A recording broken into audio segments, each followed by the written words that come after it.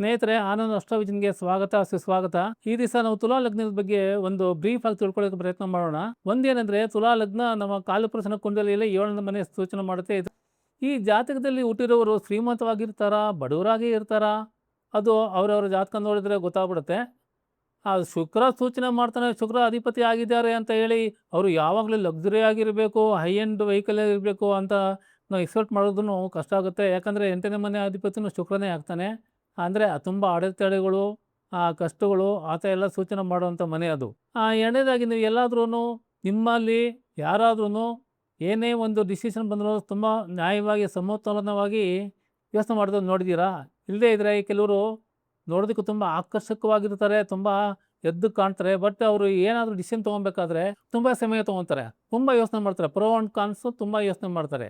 ಈ ತುಲಾರಾಶಿ ಏನು ಸೂಚನೆ ಮಾಡುತ್ತೆ ಅಂದರೆ ತಕ್ಕಡಿನ ಸೂಚನೆ ಮಾಡುತ್ತೆ. ತಕ್ಕಡಿ ಏನು ಸೂಚನೆ ಮಾಡುತ್ತೆ? ಸಮತೋಲನ, ಬ್ಯಾಲೆನ್ಸಿಂಗ್ ಸೂಚನೆ ಮಾಡುತ್ತೆ. ಒಂದು ಕಡೆ ಭಾರ ಇದ್ದರೆ ಅದು ಇನ್ನೊಂದು ಕಡೆ ಬ್ಯಾಲೆನ್ಸಿಂಗ್ ಮಾಡಿ ನಿಲ್ಕೊಳ್ಳೋದು ಒಂದು ಸೂಚನೆ ಮಾಡುತ್ತೆ.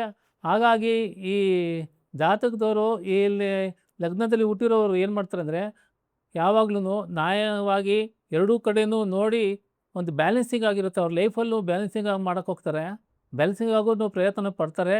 ಮತ್ತು ಇವರು ಅನ್ಯಾಯಕ್ಕಿಂತ ನ್ಯಾಯಕ್ಕೆ ತುಂಬ ಇಷ್ಟಪಡ್ತಾರೆ, ಯಾರನ್ನೂ ದ್ವೇಷ ಮಾಡೋದಿಲ್ಲ. ಮತ್ತು ಎಲ್ಲಾದ್ರೂ ಏನೇ ಮನಸ್ತಾಪ ಬಂದ್ರೂ ಅವ್ರು ಸಮಾಧಾನ ಮಾಡಿ ಎಲ್ರಿಗೂ ಜೊತೆಗೆ ಕರ್ಕೊಂಡು ಹೋಗೋ ಒಂದು ಸಾಮರ್ಥ್ಯ ಇರುತ್ತೆ. ಇವರಿಗೆ ಒಳ್ಳೆ ಮಾತಿನ ಕಲೆ ಇರುತ್ತೆ. ಮತ್ತು ಇವರು ಮೀಡಿಯೇಟ್ರಿಗೆ, ಸಂಧಾನಕಾರರು ಮತ್ತು ಜಡ್ಜು, ಲಾಯರು, HR ಇದೆಲ್ಲ ಆದರೆ ತುಂಬ ಒಳ್ಳೆಯದು. ಯಾಕಂದರೆ ಇದರಲ್ಲಿ ಇವ್ರಿಗೆ ಯಶಸ್ಸು ಇರುತ್ತೆ. ಯಾಕಂದರೆ ಇದಕ್ಕೆ ಬೇಕಾಗಿರೋ ಗುಣಗಳು ಇವ್ರ ಹತ್ರ ಇರುತ್ತೆ. ಇವರು ಎರಡೂ ಕಡೆ ಮಾತುಗಳನ್ನು ಕೇಳ್ತಾರೆ, ಪ್ರೋ ಆ್ಯಂಡ್ ಕಾನ್ಸು. ಒಂದು ಎರಡೂ ಕಡೆ ಮಾತನ್ನು ಕೇಳ್ತಾರೆ, ಒಂದು ನ್ಯಾಯವಾಗಿ ಒಂದು ಬ್ಯಾಲೆನ್ಸಿಂಗ್ ಆಗಿ ಡಿಸಿಷನ್ ತೊಗೊತಾರೆ. ಮತ್ತು ಏನಾದ್ರೂ ಕೆಲವು ಸೀಕ್ವೆನ್ಸಲ್ಲಿ ಯಾರೋ ಒಂದು ಗೆಟ್ ಟುಗೆದರ್ ಆದಾಗ ಏನೋ ಒಂದು ಜಗಳ ಮಾಡಿಕೊಂಡು ನಾನು ಬಿಟ್ಟು ಹೋಗ್ತೀನಿ ಅಂತ ಹೋದರೆ ಇವರು ಯಾವುದೇ ಕಾರಣಕ್ಕೂ ಅವ್ರು ಬಿಟ್ಕೊಡೋದಿಲ್ಲ. ಇವರು ಎಲ್ಲರೂ ಜೊತೆಗೆ ಹೋಗ್ಬೇಕು ಅನ್ನೋ ಕಾರಣದಿಂದ ಅವ್ರು ಏನಾದರೂ ಮಾಡಿ ಅವರಿಗೆ ಅವರ ಮಾತಿನ ಶೈಲಿನಲ್ಲಿ ಹೋಲಿಸಿ ಒಂದು ಸಮಾಧಾನ ಮಾಡಿ ಹೋಗ್ತಾರೆ. ಯಾರೂ ದ್ವೇಷ ಕಟ್ಟಿಕೊಳ್ಳೋದಿಲ್ಲ. ಏನಾದರೂ ಒಂದು ಗಾದೆ ಪ್ರಕಾರ, ಕತ್ತಿಯಲ್ಲಿ ಗೆಲ್ಲಲಾಗದ ಯುದ್ಧವನ್ನು ಇವರು ಮಾತಿನಲ್ಲಿ ಗೆದ್ದುಬಿಡ್ತಾರೆ. ಮತ್ತು ಶುಕ್ರ ಅಧಿಪತಿ ಆಗಿರೋದ್ರಿಂದ ಇವರು ಯಾವಾಗಲೂ ಬ್ರ್ಯಾಂಡೆಡ್ ಐಟಮ್ಗಳು, ಬ್ರ್ಯಾಂಡೆಡ್ ಬಟ್ಟೆಗಳು, ಒಳ್ಳೆ ಫುಡ್ಡು, ಹೈಟೆಕ್ ಫುಡ್ಡು, ಕಾಸ್ಟ್ಲಿ ಆದರೂ ಚಿಂತೆ ಇಲ್ಲ. ಮನೆ ಯಾವಾಗಲೂ ಸ್ವಚ್ಛವಾಗಿರಬೇಕು, ಆಂಬಿಯನ್ಸ್ ತುಂಬಾ ಚೆನ್ನಾಗಿರಬೇಕು, ಆ ಥರ ತುಂಬ ಇಷ್ಟಪಡ್ತಾರೆ ಇವರು. ಹಂಗಾಗಿ ಈ ತುಲಾ ಲಗ್ನ ಅಂದರೆ ಬರೀ ಬ್ಯಾಲೆನ್ಸಿಂಗು. ಆಮೇಲೆ ಇವರು ಏನಾದರೂ ಡಿಸಿಷನ್ ತೊಗೊಬೇಕಾದ್ರೆ ತುಂಬ ಲೇಟ್ ತೊಗೊತಾರೆ, ತುಂಬ ಪ್ರೋ ಆ್ಯಂಡ್ ಕಾನ್ಸ್ ಯೋಚನೆ ಮಾಡ್ತಾರೆ. ಹಾಗಾಗಿ ಕೆಲವು ಸಲ ಜೀವನದಲ್ಲಿ ಇವರು ತುಂಬ ಒಳ್ಳೆಯ ಅವಕಾಶಗಳನ್ನೆಲ್ಲ ಕಳ್ಕೊಂಡ್ಬಿಡ್ತಾರೆ. ಟ್ರೈನ್ ಹೋದ್ಮೇಲೆ ಟಿಕೆಟ್ ತೊಗೊತೀವಲ್ಲ, ಅದೇ ಥರ. ಇದರ ಅಧಿಪತಿ ಶುಕ್ರ ಮಹಾನ್ ಜ್ಞಾನಿ ಅಂತ ಹೇಳ್ತೀವಿ. ಕಾರಣ ಏನಂದರೆ, ಪುರಾಣಗಳಲ್ಲಿ ನಾವು ಕೇಳಿರೋ ಪ್ರಕಾರ ಗುರು ದೇವತೆಗಳ ಗುರು ಆದರೆ ಶುಕ್ರ ರಾಕ್ಷಸರ ಗುರು ಅಂತ ಹೇಳಲಾಗಿದೆ. ಹಂಗಾಗಿ ಶುಕ್ರ ಯಾವುದೇ ಒಂದು ಯುದ್ಧಗಳು ಆದಾಗ ದೇವತೆಗಳು ರಾಕ್ಷಸರು ಮೊದಲನೇ ಹೇಳೋದು ಯುದ್ಧ ಮಾಡಬೇಡಿ ಅಂತ ಹೇಳಿ, ಸಂಧಾನ ಮಾಡ್ಕೊಳ್ಳಿ. ಯುದ್ಧ ಮಾಡಿದ್ರೆ ನಿಮಗೆ ಲಾಸ್ ಆಗುತ್ತೆ, ನೀವೇ ನಾಶವಾಗಿ ಹೋಗ್ತೀರಾ. ಯಾವಾಗ್ಲೂ ಸತ್ತರ ಕಡೆ ಜಯ ಇರೋದ್ರಿಂದ ನೀವು ಸಂಧಾನ ಮಾಡ್ಕೊಳ್ಳಿ, ಯುದ್ಧ ಮಾಡಬೇಡಿ, ಇಲ್ಲದ್ರೆ ನೀವೇ ನಾಶವಾಗಿ ಹೋಗ್ತೀರ ಅಂತೇಳಿ ಆ ಥರ ಫಸ್ಟು ಸಮಾಧಾನವಾಗಿ ಅವ್ರಿಗೆ ಯುದ್ಧ ಮಾಡದೇ ಇರೋ ಥರ ಒಂದು ಸಿಚುಯೇಷನ್ ಕ್ರಿಯೇಟ್ ಮಾಡೋದಕ್ಕೆ ಹೋಗ್ತಾರೆ. ಬಟ್ ಅವರು ಯುದ್ಧಗಳು ಆಗುತ್ತೆ, ಅವರು ನಾಶವಾಗೂ ಹೋಗ್ತಾರೆ, ದೇವತೆಗಳಿಗೆ ಧರ್ಮಕ್ಕೆ ಜಯನೂ ಆಗುತ್ತೆ. ಇದು ಪುರಾಣಗಳಲ್ಲಿ ನಾವು ಕೇಳೋರ ಪ್ರಕಾರ ಆಗಿರುತ್ತೆ. ಹಾಗಾಗಿ ಶುಕ್ರ ಅಧಿಪತಿ ಆಗಿರೋದ್ರಿಂದ ಈ ತುಲಾ ಲಗ್ನ ತಕಡಿಯನ್ನು ಸೂಚನೆ ಮಾಡ್ತಾ ಇರೋದ್ರಿಂದ ಡೆಫಿನೆಟಾಗಿ ತುಲಾ ಲಗ್ನದಲ್ಲಿ ಹುಟ್ಟಿರೋರು ಅವ್ರಿಗೆ ಇದೇ ಥರ ಒಂದು ಬುದ್ಧಿ ಇದ್ದೇ ಇರುತ್ತೆ. ಆಮೇಲೆ ಯಾರ ಹತ್ರನೂ ಇವರು ಇದು ಮಾಡ್ಕೊಳ್ಳಲ್ಲ, ಒಂದು ರಬ್ ಮಾಡ್ಕೊಳ್ಳಲ್ಲ, ಅಂದರೆ ದ್ವೇಷ ಕಟ್ಕೊಳ್ಳಲ್ಲ, ಎಲ್ರಿಗೂ ಜೊತೆಗೆ ಹೋಗ್ಬೇಕು ಅನ್ನೋ ಒಂದು ಕಾರಣ ಇರುತ್ತೆ. ಆಮೇಲೆ ಏನೇ ಕೊಟ್ರು ತುಂಬ ಯೋಚನೆ ಮಾಡಿ ಡಿಸಿಷನ್ ತೊಗೊತಾರೆ. ಇವರು ಎಲ್ಲೇ ಹೋಗಲಿ ಜಗಳನ ನಿಲ್ಲಿಸೋದಕ್ಕೆ ಪ್ರಯತ್ನ ಪಡ್ತಾರೆ, ಸಂಬಂಧಗಳನ್ನು ಉಳಿಸ್ಕೊಳ್ಳೋದಕ್ಕೂ ತುಂಬ ಪ್ರಯತ್ನ ಪಡ್ತಾರೆ. ಹಾಗಾಗಿ ಎಷ್ಟೋ ಸಲ ಇವರ ಸ್ವಂತ ಭಾವನೆಗಳನ್ನ ಇವರು ಪ್ರಕಟಗೊಳ್ಳೋದಕ್ಕೆ ಆಗೋದಿಲ್ಲ, ವ್ಯಕ್ತಪಡಿಸೋಕೆ ಆಗೋದಿಲ್ಲ. ಬೇರೆಯವ್ರು ಏನು ಹೇಳ್ತಾರೋ ಕೇಳ್ಬಿಟ್ಟು ಸದ್ಯ ಅದು ಸುಖಾಂತವಾಗಿ ಮುಗೀತಲ್ಲಪ್ಪ, ಅಷ್ಟೇ ಸಾಕು ಅಂತೇಳಿ ಅವ್ರನ್ನೇ ಭಾವನೆಗಳನ್ನು ಅದ್ಮಿಟ್ಕೊಂಡ್ಬಿಡ್ತಾರೆ. ಅದು ಹೊರಗಡೆ ಬರೋದೇ ಇಲ್ಲ. ಬೇರೆ ಭಾವನೆನ ಓಕೆ ಅಂತ ಹಾಕ್ಕೊಂಡು ಅದನ್ನು ಕನ್ಸಿಡರ್ ಮಾಡ್ತಾರೆ. ಹಾಗಾಗಿ ಏನೇ ಆಗಲಿ ಸುಖಾಂತವಾಗಬೇಕು ಅಂತ ಹೇಳಿ ಆ ಥರ ಅವರು ಯೋಚನೆ ಮಾಡ್ತಾರೆ. ಹಾಗಾಗಿ ಅವರು ಸ್ವಂತದಕ್ಕೆ ಯೋಚನೆ ಮಾಡೋದಿಲ್ಲ. ಎಷ್ಟೋ ಸಲ ಅವರು ಹೊರಗಡೆ ತುಂಬ ನಗ್ತಾ ಇದ್ರೂ, ತುಂಬ ಟಿಪ್ ಟಾಪ್ ಆಗಿದ್ರೂ ಹೊರಗಡೆ ಎಷ್ಟೋ ಪ್ರಾಬ್ಲಮ್ಗಳಿರುತ್ತೆ, ಅದನ್ನು ಅವರು ತೋರಿಸ್ಕೊಳ್ಳೋದಿಲ್ಲ. ಕಾರಣ ಶುಕ್ರ 8ನೇ ಅಧಿಪತನಾಗ್ತಾನೆ, ಎಷ್ಟೋ ಪ್ರಾಬ್ಲಮ್ ಇದ್ದೇ ಇರುತ್ತೆ ಇನ್ವರ್ಡು. ಮತ್ತು ಇವರು ಖರ್ಚುಗಳು ತುಂಬ ಮಾಡ್ತಾರೆ. ಯಾಕಂದರೆ ಶುಕ್ರ ಸೂಚನೆ ಮಾಡೋ ಪ್ರಕಾರ ಎಲ್ಲನೂ ಬ್ರ್ಯಾಂಡೆಡೇ ಬೇಕು, ಎಲ್ಲ ಲಕ್ಸುರಿನೇ ಬೇಕು, ಇಲ್ಲ ಹೈ ಎಂಡೇ ಬೇಕು ಅಂತ ಹೇಳ್ತಾರೆ.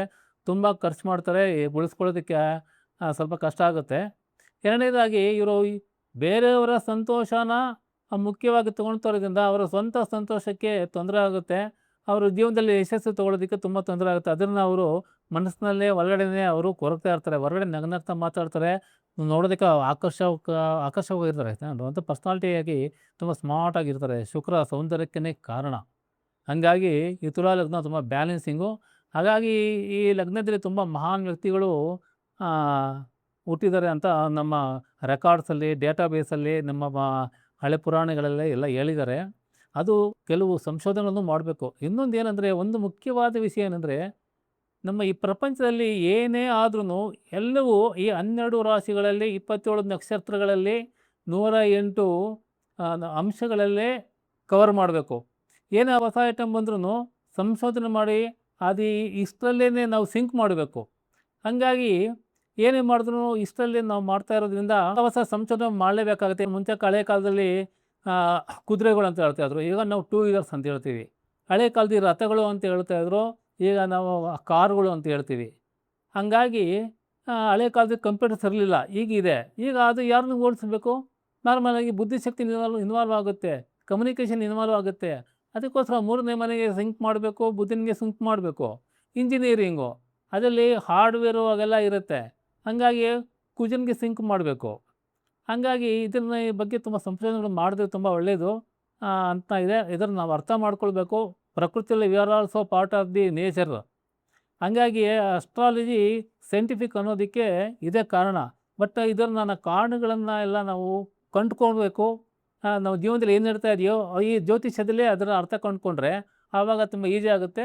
ಒಂದು ಗ್ರಹಗಳನ್ನ ನಾವು ಅರ್ಥ ಮಾಡಿಕೊಂಡ್ರೆ, ಗೋಚಾರ ಅರ್ಥ ಮಾಡಿಕೊಂಡ್ರೆ, ಮತ್ತು ದಶಾಭುಕ್ತಿಗಳನ್ನ ಅರ್ಥ ಮಾಡಿಕೊಂಡ್ರೆ ಅಟ್ಲೀಸ್ಟ್ ನಮ್ಮ ಮುಂದಿನ ದಾರಿ ಹೇಗಿದೆ ಅಂತ ಗ್ಲಾಸ್ ಮಾಡ್ಬೋದು. ಬಟ್ ನಾವು ಏನು ಕರ್ಮಗಳು ತೊಗೊಂಬಂದಿರ್ತೀವೋ ಅದು ಯಾವುದೂ ನಾವು ಅದು ತಪ್ಸೋಕ್ಕಾಗಲ್ಲ. ಯಾವತ್ತು ಗೋತ್ರು ಇಟ್ಟು. ಅದೇ ಥರ ಈ ತುಲಾ ರಾಶಿಗೆ ಈ ಶುಕ್ರನ ಆಧಿಪತ್ಯ, ಈ ನ್ಯಾಯೋಚಿತ ಒಂದು ಸೂಚನೆ ಒಂದು ಇರೋದ್ರಿಂದ ಈ ಗುಣಗಳೇ ಇವರಲ್ಲಿ ಪ್ರಶಸ್ತವಾಗಿರುತ್ತೆ. ಇದೇ ದೊಡ್ಡದಾಗಿ ಕಾಣುತ್ತೆ. ಬಟ್ ಅದೇ ಥರ ಅವ್ರು ನಡ್ಕೊಳ್ತಾ ಇರ್ತಾರೆ. ಇವರು ಬೆಸ್ಟು ಪ್ರೊಫೆಷನ್ ತೊಗೊಂಡ್ರೆ ಕೌನ್ಸಿಲರ್ ಆಗ್ಬೋದು, ಮೀಡಿಯೇಟರ್ ಆಗ್ಬೋದು, ಜಡ್ಜ್ ಆಗ್ಬೋದು, ಅಡ್ವೊಕೇಟ್ ಆಗ್ಬೋದು, HR ಆಗ್ಬೋದು, ಮತ್ತು ಡಿಪ್ಲೊಮೇಟ್ ಆಗ್ಬೋದು. ಕಾರಣ ಏನಂದರೆ ಇವರು ಎರಡೂ ಕಡೆಯೂ ಕೇಳ್ತಾರೆ. ಒನ್ ಮ್ಯಾನ್ ಡಿಸಿಷನ್ ಇರೋದಿಲ್ಲ. ಎರಡೂ ಕಡೆ ಕೇಳ್ತಾರೆ. ಎರಡೂ ಕಡೆ ನೋಡಿದ್ರೆ ಎಲ್ಲಿ ಪ್ಲಸ್ ಪಾಯಿಂಟ್, ಎಲ್ಲಿ ನೆಗೆಟಿವ್ ಇದೆ ಥಿಂಕ್ ಮಾಡಿ ಒಂದು ಬ್ಯಾಲೆನ್ಸ್ ಆಗಿ ಡಿಸಿಷನ್ ಕೊಡ್ತಾರೆ. ಇವರ ದೊಡ್ಡ ಶಕ್ತಿಗಳು ಅಂತ ಹೇಳಿದ್ರೆ ಪ್ಲಸ್ ಪಾಯಿಂಟ್ ಅಂದರೆ ಯಾರು ದಿವಸ ಕಟ್ಕೊಳ್ಳಲ್ಲ, ಎಲ್ಲರೂ ಜೊತೆಗೆ ಕರ್ಕೊಂಡು ಹೋಗ್ತಾರೆ. ಉತ್ತಮ ಮಾತಿನ ಶೈಲಿ ಇರುತ್ತೆ, ಉತ್ತಮ ಮಾತಿನ ಕೌಶಲ್ಯ ಅಂತ ಹೇಳ್ತೀವಿ. ಅದೇ ಥರ ನಾನು ಹೇಳಿದ್ನಲ್ಲ, ಕತ್ತಿಯಿಂದ ಗೆಲ್ಲಲಾಗದ್ದನ್ನು ಮಾತಿನಿಂದಲೇ ಇವ್ರು ಗೆದ್ದುಬಿಡ್ತಾರೆ ಅಂತ. ಇವರಿಗೆ ಸುಂದರ ತುಂಬ ನೋಡೋದಕ್ಕೆ ತುಂಬ ಸುಂದರವಾಗಿ ಇರ್ತಾರೆ. ಒಂದು ನ್ಯಾಯ ಪ್ರಜ್ಞೆ ಇರುತ್ತೆ, ಎಲ್ಲೂ ಅನ್ಯಾಯಕ್ಕೆ ಹೋಗಲ್ಲ. ಯಾರು ಹೋದ್ರೂ ಅವರು ಸಮಜಾಯಿಷಿ ಮಾಡಿ ಅದಕ್ಕೆ ಸಾಲ್ವ್ ಮಾಡೋದಕ್ಕೆ ಪ್ರಯತ್ನ ಪಡ್ತಾರೆ. ಮತ್ತು ಉತ್ತಮ ವ್ಯಾಪಾರ ಬುದ್ಧಿವಂತಿಕೆ ಇರುತ್ತದೆ. ಜನರ ಮನಸ್ಸನ್ನು ಗೆಲ್ತಾರೆ ಇವರು. ಯಾರ ಥರ ರಬ್ ಮಾಡ್ಕೊಳ್ಳಲ್ವಲ್ಲ, ಎಲ್ಲರೂ ಸಮಾಧಾನವಾಗಿ ಇರ್ತಾರಲ್ಲ, ಹಾಗಾಗಿ ಎಲ್ಲರೂ ಮನಸ್ಸು ಗೆಲ್ತಾರೆ. ಇವ್ರದ್ದು ನೆಗೆಟಿವ್ ಏನಂತ ಹೇಳಿದ್ರೆ, ಎಲ್ಲ ಇವರು ಹೊರಗಡೆ ಇರೋರಿಗೆ ಸ್ಯಾಟಿಸ್ಫೈ ಮಾಡೋಕ್ಕೆ ಹೋಗಿ ಇವರು ಸ್ವಂತ ಜೀವನಕ್ಕೆ ತೊಂದರೆ ಆಗ್ಬಿಡುತ್ತೆ. ಎಷ್ಟೋ ಸಲ ಒಳ್ಳೊಳ್ಳೆ ಅವಕಾಶಗಳನ್ನು ಕಳ್ಕೊಂಡ್ಬಿಡ್ತಾರೆ. ಇದನ್ನು ಇವರು ಬ್ಯಾಲೆನ್ಸಿಗಾಗಿ ಇದ್ರದ್ದು ಮಾಡಿಕೊಂಡ್ರೆ ಜೀವನದಲ್ಲಿ ತುಂಬ ಯಶಸ್ಸು ಬರ್ಬೋದು. ಸ್ನೇಹಿತರೆ, ಈ ತುಲಾ ಲಗ್ನದ ಬಗ್ಗೆ ತುಂಬ ಜಾಸ್ತಿ ಅಗಾಧವಾಗಿರೋದ್ರಿಂದ ನಾನು ಮುಂದಿನ ಭಾಗಗಳಲ್ಲಿ ಒಂದೊಂದಾಗಿ ವಿವರಿಸ್ತಾ ಬರ್ತೀನಿ. ಇಲ್ಲಿಗೆ ಈ ವಿಡಿಯೋನ ನಾನು ಎಂಡ್ ಮಾಡ್ತೀನಿ. ಈ ವಿಡಿಯೋ ನಿಮ್ಗೆ ಇಷ್ಟ ಆಗಿದರೆ ದಯವಿಟ್ಟು ಶೇರ್ ಮಾಡಿ, ಲೈಕ್ ಮಾಡಿ, ಸಬ್ಸ್ಕ್ರೈಬ್ ಮಾಡಿ. ಮತ್ತು ಮುಂದಿನ ವಿಡಿಯೋದಲ್ಲಿ ನಿಮ್ಮ ಹತ್ರ ಸಿಗ್ತೀನಿ. ನಮಸ್ಕಾರ.